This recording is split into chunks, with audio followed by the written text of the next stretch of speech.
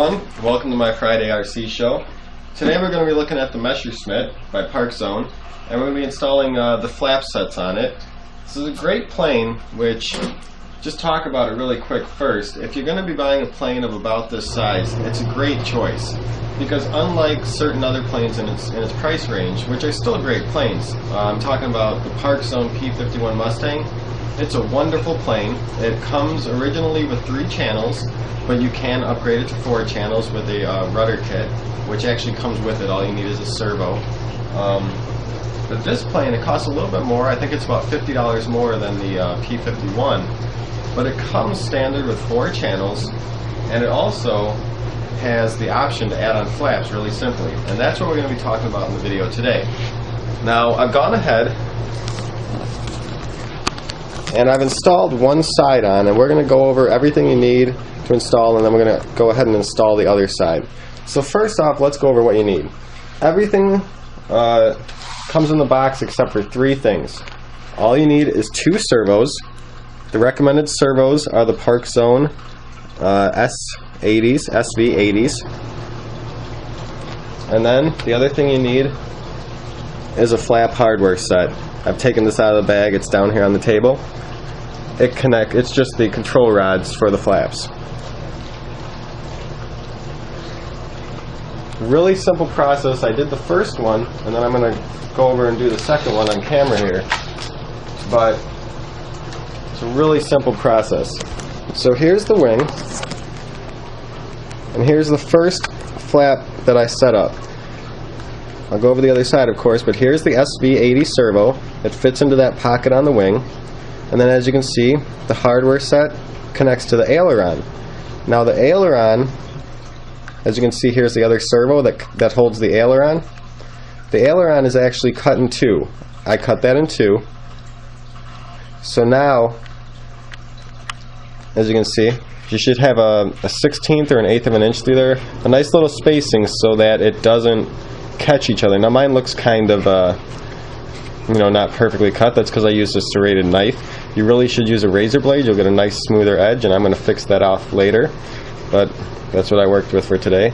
But you have to have it separated enough so they can't touch each other. You don't want them hitting each other in the air and causing problems. So, and then last thing you're going to have to do is get this wire down in here. So really, as you see right here, it's really not that much work. So let's go ahead and do it. It's pretty simple to get it on. Let's start with this other side here.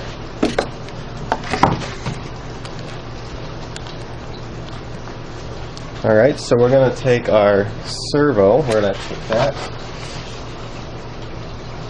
Help if I had a servo. Oh, here we go.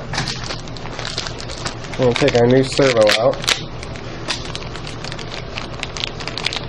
Well, other than the parts, you need either hot glue or foam safe CA, some type of foam compatible glue. So I'm not going to put on the tip for the video right now, but here's the tip. And you should actually turn this on, and I think it said turn it all the way left or up before putting it in. Read the instruction manuals if you have your Park Zone. It'll tell you how to set this before you put it in so it's set the right way.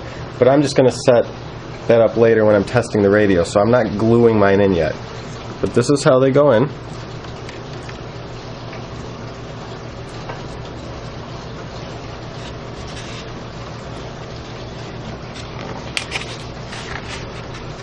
So it's just going to pop down into there.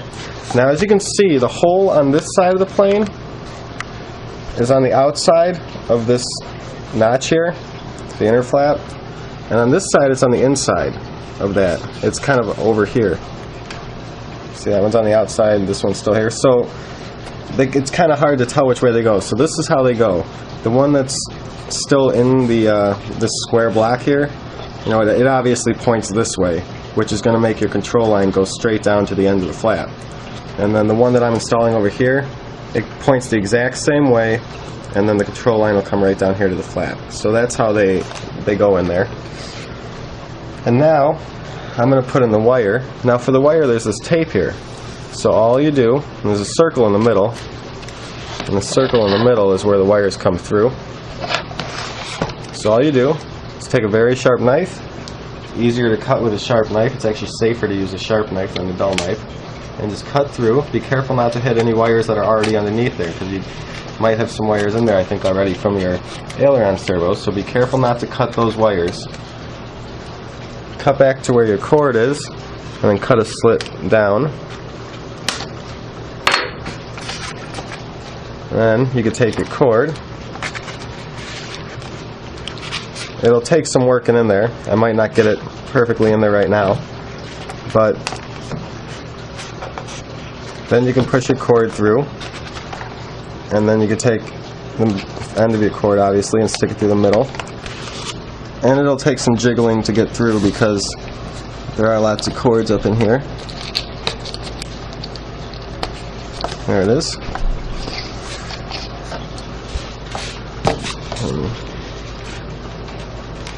Just pull it tight, and then get it down in there, and then you can tape over that with a new piece of tape so it stays down, and you can probably even pull up this gray tape and get it back over, but you can just tape it with new tape.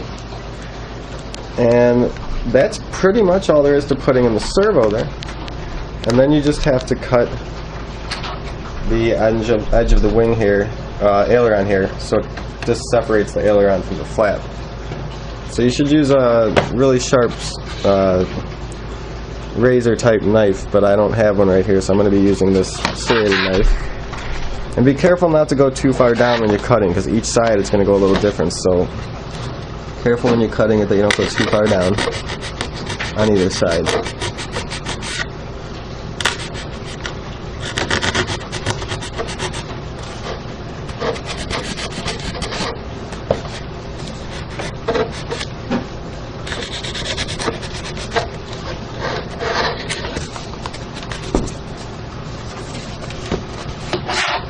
Might be out of the camera here, huh?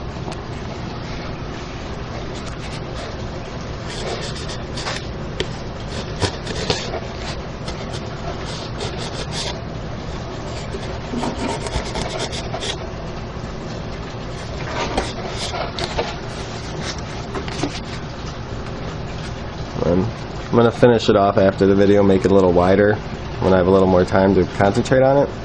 But that's all you do, you just cut the slits so the flap and the aileron are no longer connected.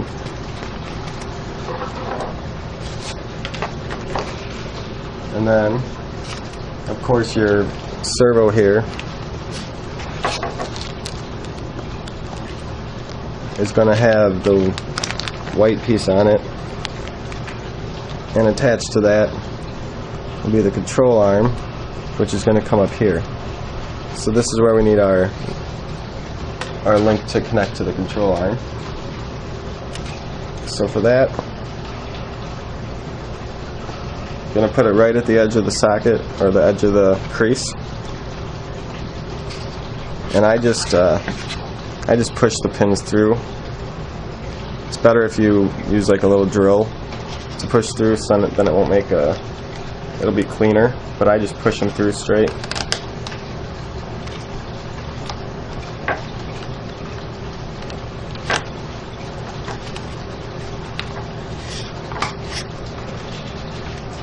Second one, it's hard for you to see probably.